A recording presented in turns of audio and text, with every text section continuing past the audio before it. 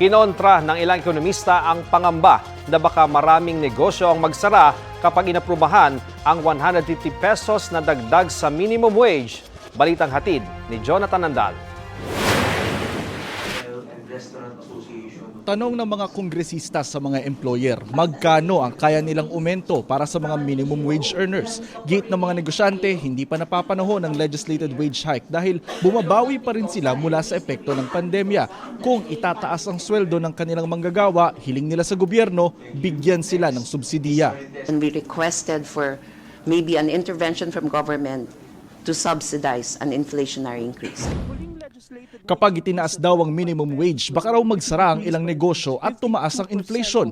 Pero kinontra yan ng ilang ekonomista. There are no record of closures because of wage increases. Wala po akong nakita na dahil po sa wage increases ay tumaas ang inflation. Meron po siguro bahagyang bahagya. Sigurado ko, hindi natin pwedeng sabihin na may katastrofeng mangyayari kapag nagtaas ang sweldo.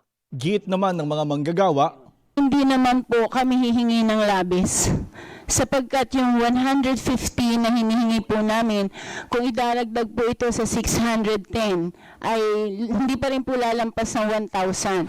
sa susunod na linggo, inaasahang pagbobotohan na ng mga miyembro ng komite ang panukalang legislated wage hike at tutukuyin na rin nila kung magkano. Jonathan Nandal, nagbabalita para sa GMA Integrated News. Kapuso, alamin ang maiinit na balita. Bisitahin at mag-subscribe sa GMA Integrated News sa YouTube.